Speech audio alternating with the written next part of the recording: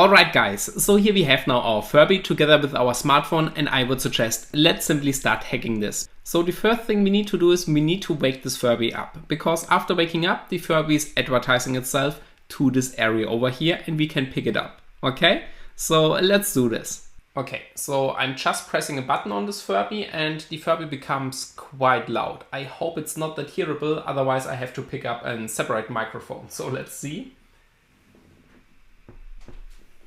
Okay, so the Furby is now waking up and we can now connect this Furby to a mobile application. Unfortunately, this mobile application is also not available anymore, but that's not a big deal because some people have reverse engineered this whole protocol and have created their own app which can talk to this Furby, even if this Furby is talking all the time in the background. Yes, okay, so let's switch back to the desktop and have a look into this mobile app. Alright, so let's log in. Here we have it right now. So that's a mobile app. You can find this on pdjstone.github.io. So the whole Furby communication hack has been identified by a German student, which nickname is Jaycha. But some people have extended the things he has discovered and have written some awesome apps. For example, this one over here. So now we are clicking connect. By the way, this is just a Chrome browser, but the Chrome browser is also able to do Bluetooth Low Energy. And we can see we've got a Furby over here. Awesome. Let's pair with this one. And there we go.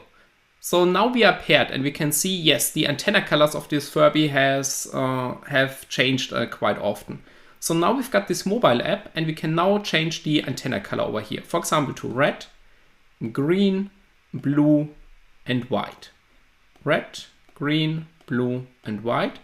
Red, red, red, red, red, red. Okay, so I guess we have enough data right now. Let's disconnect from this Furby.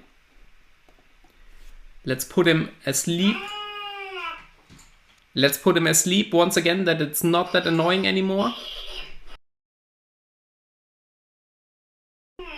Alright, and now let's fetch the data from the smartphone and analyze it within Wireshark. Okay, so let's switch back to the desktop. Okay, and now open a new terminal, ADB bug report Furby. Once again, this report will fetch all the data, not just the data related to Bluetooth Low Energy, but sometimes this file is not accessible on smartphone and I would like to provide you a solution that works all the time.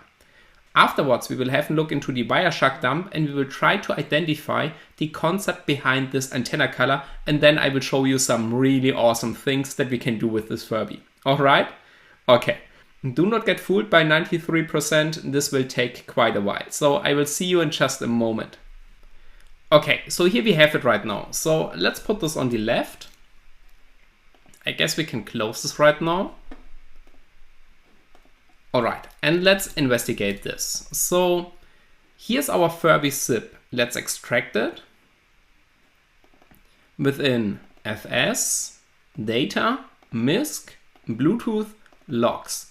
We've got now the Bluetooth, the BT Snoop HCI log, and this is the last log. So the last time we have used this one. So let's open a new terminal, right click, open a new terminal and open this file in Wireshark. Guys, sometimes it takes a while until you realize that the camera is blocking all the important stuff you just wanted to show right now. So therefore, let's have a look into this file once again. We are still talking about the Bluetooth Low Energy capture between the smartphone and the Furby application. So we have changed the antenna color from red to what was it?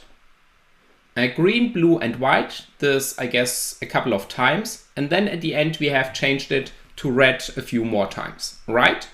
Absolutely. Okay, so let's have a look. The good thing is we can still ignore everything between host and controller, so we can scroll down. Okay, we have to scroll down quite a lot. And here we have it. So let's scroll up again. Yes. So here we can see HTC, last 3 bytes of the MAC address. This is our Pixel 2 device. And here we have now the full MAC address. So the Furby is broadcasting its name. Okay, this is awesome because now we definitely know that this is the Furby device. but the vendor of this MAC address is not known to Wireshark. I mean, it's not a big deal. We have already identified this device, and I guess there isn't another connection in there. So we can be sure that this is our Furby device. All right, let's have a look into this one. Once again, the smartphone is sending a request and asking for the generic attribute profile of this Furby. And here the Furby is responding with this one. Yes, here we can see generic access profile. So the smartphone is simply asking the Furby, hey Furby, what services do you offer? And the Furby is simply responding with a list of characteristics and services the Furby offers. For example, the antenna color. Okay, so let's see if we can find this package regarding to the antenna color. And let's scroll down a little bit because we have seen the exchange of information. It takes quite a few packages. Okay, so what I'm looking for are packages right now from the smartphone to the Furby. So let's see. Yes, I guess here we've got a bunch of packages which comes from the smartphone. Okay, let's investigate this. So here we've got now the Pixel 2 device and our Furby, and we can see we have a write command. This sounds absolutely interesting because the smartphone is telling the Furby to change the color of the antenna. So it's most probably an write command, this one. Okay, so we can see, yes, we are sending this to the Furby, write command on this handle. Let's open this one. This is now the service UUID, and this one is the characteristics UUID. So I guess they are different once again. So we are writing to this UUID this value, 14FF0000. Okay, let's have a look into the next package. What is also interesting over here is that the write command does not await a response. So we are just simply sending a command to this Furby, but we are not awaiting that the Furby is answering to this one. And so we can see we've got a bunch of requests over here, but none of them has as a source the Furby in here. So we're just sending requests from the smartphone to this Furby. Okay, now I would suggest let's have a look into the other packages and let's observe how the value over here changes. So let's take this package. Okay, it stays the same, also the same, also the same. All right, and let's go up a little bit. What do we have here? The same. Now it changes. All right, it changes from FF0000 to all Fs. Okay, this one. Oh, it changes once again 0000FF. This one once again 00FF00. Okay, so we already got a good feeling that this one is related to the antenna color. And if we think of the steps we have done, let's open this one. So we have sent the antenna color red, green, blue, white, red, green, blue, white. Maybe once again, not sure about this one, red, green, blue, white. But then we did send red, red, red, red. And then we didn't disconnect. So the last packages in our connection regarding to an handle, which has been requested quite often before, should be our antenna color red, right? And let's see. Okay, so here we are having the handle 0026. Okay, this is now the value 2006. Okay, and let's see. This one is 14FF0000. Okay, let's go up a little bit. 14FF00, 14FF, 14FF. Okay, so this one seems to be the code for changing the antenna color to red. And now it's up to you. Can you already figure out how this code is being constructed? That, for example, we can send an antenna color which is not included over here. Let's choose an antenna color like yellow. All right? Think about this for just a moment and then I will provide you an additional hint. Alright, in case if you could already solve this, perfect. This is how you analyze Bluetooth Low Energy connections and also, play around with this one. So to identify patterns and reconstruct what these bits and bytes could mean. In case if you couldn't figure it out already, absolutely no problem. We have just observed one package, but we have access to many packages. So let's see. Before we did change to red, we have used white, which means the package, when it changes, it should be the representation regarding to the color code white. And let's see when this happens. Okay, here, nope. There we have it. Okay, here changes right now the value, which means this is now the representation of white. So maybe one more package. If this one is white, the package before should have been blue. Let's see. All right, and I guess with this information, it might be clear right now. So we've got the 14 in front. Okay, and then we are having 3 bytes regarding to the color. Might this be RGB? So red, green, blue? I guess it is. Let's see. If this one is blue, then before we had green, which means if those 2 bytes are red, then we should have 00, FF for green, 00. Let's see. Perfect. So it's simply just a color code in RGB format. The 14 in front means the addressing of the antenna color, because the last package we have seen over here is regarding to the same handle but has a completely different structure. All right? Okay. So our task right now would be sending something which is not included in this application. For example, the code regarding to yellow. So do you know which bytes we need to send to this characteristics? So to this UUID. So how these bytes should look like? Think about this for just a moment and then we will do the solution. But I guess you already figured it out. So let's see. Okay, so here we are back right now. So if you want to send the color code for yellow, we have to use red and green, which means the package should look like as follows.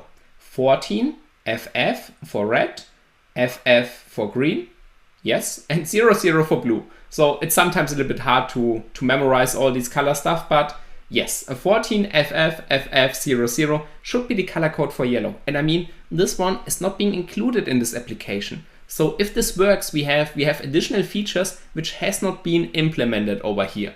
Absolutely awesome, right? And this is how we analyze in Bluetooth Low Energy connection. I mean, those service UUIDs and also those characteristics are now well documented and we could look them up. But this is something you can do afterwards if you want to play around with this one. I mean, you have to get the Furby, but this is something which gets super fast, absolutely annoying. So therefore, I'm not sure if you want to have this. All right now, let's try this out. Let's figure out how we can enumerate those characteristics on the Furby and most importantly, how to send data to this one. Are you ready for this? Then let's go. Let's finally start hacking this Furby. Okay, so the application we need, or I recommend, is the application from Nordic. So this one over here. I will also provide you a link regarding to this one, NRF Connect. Let's open this one. Okay, we can see it's immediately starting scanning, if Bluetooth is enabled, of course. And we can also see here we've got our Furby. Perfect. Let's connect to this Furby. And here we can see we've got client and also server right now. If we go back to the client, then we can see we've got now generic access, attributes, and also unknown services. Let's enlarge this. Perfect. Here we can now see all those characteristics and we can also see notify, read, write, no response, notify and read, and so on. So the only thing we need to do is we need to identify the UUID DAB91 over here, and then we need to write this value 14. What was it? Red 14 FF 00. I guess this was the value. So let's see. First, the hard part is identifying this because we have seen it could be only 1 byte making the difference between this UUID and another one. Okay, so first of all, we can also navigate around because this upper arrow key means we can write to this characteristics. So therefore we can already ignore things like this one. Okay, so is it this one? No, it's not this one. Yes, I guess I have found it. So I would assume it's this one over here. Let's see. Okay, now we have to be very careful because we are writing now to a characteristic and we could damage or break this Furby if we are not knowing what we are doing. Okay. So I really hope you know what we are doing. Let's see. 40 FF 00. And now let's observe the antenna color of this Furby. Let's see if it turns yellow in 3, 2, 1. Perfect, nice. We can see this antenna color, this antenna color this way has turned yellow. So this feature is not being enabled in the application over here, but yeah, we have identified this on our own by analyzing the packages we have sent to this Furby. It immediately turned off, but I guess this is, if we send it again, it should stay. Let's see. It should Furby FF00. Okay. Send 3 to 1. Yes. Okay. Now it stays active. Not sure how long, but we can see, cool. We can interfere with this Furby and also, yeah, perform certain action that has not been defined in this way. Nevertheless, Chaycha already did an amazing job and has a lot of nice features found in this Furby. For example, this one over here. And let's get back to this application. This, by the way, is not the application that Chaycha has written. Chaycha has written this in a BlueFluff application, but this requires Node.js, and this one can be used even with a Chrome browser. So let's see. Let's connect back to the Furby. Okay, let's connect to this one. Alright, beside those antenna colors, we've got some other amazing features. For example, we've got debug.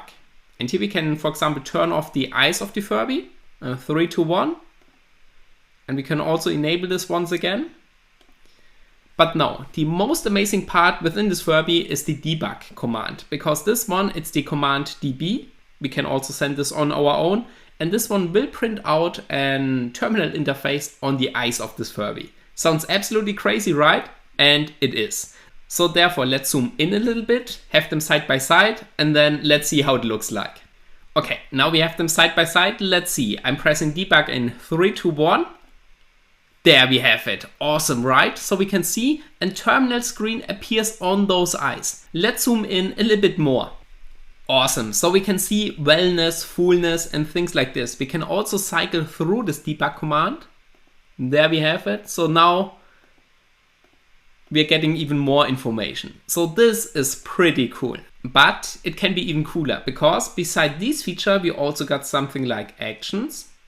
And here we can see legendary. It's a predefined action, which is already included in the Furby. So the Furby is capable to do some animation in their eyes. For example, regarding to a chili pepper or regarding to stars, a melon, things like this. This is a special file format which has been created by Hasbro, so the vendor of the Furby. And yeah, some people have reverse engineered and created their own files. Before we go into this one, let's play the existing file. So over here, let's do this in 3 to 1. Furby, how is this course? Legendary! Absolutely. So Furby is screaming out that this course is legendary, and I'm pretty... These are predefined actions which can be triggered by a Bluetooth Low Energy. And now finally, let's flash a custom file, a custom DLC file to this Furby. This file has been already created by some guys from the Context company and I'm just reusing it. So no credits to me, all credits to Context, but this one, it's pretty nice. So let's do this. Let's zoom out a little bit. There we go. And now let's choose something really cool. So this one, this hacked one, it's a DLC file, a custom one from the company Context. And this one, it's an animation, eye animation, and also an audio file. So let's do this. And 3 to 1. There we go.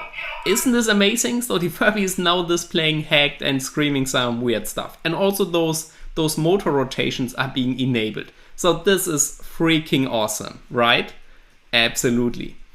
Okay, and this is also the end regarding to our Bluetooth Low Energy journey. Those 2 videos have become quite long. Yes, but I guess having this explanation helps quite a lot if you want to analyze some Bluetooth Low Energy connections. Also the developer option, this HCI Snooplock file, is super helpful regarding to this whole process. Okay, so thanks for all the patience and thanks for going through this. In case if things are unclear, don't worry, you do not need to have this knowledge to move on in this course. This was some kind of bonus section regarding to Bluetooth Low Energy. Alrighty? Okay, therefore I'm really looking forward to see you in the next video.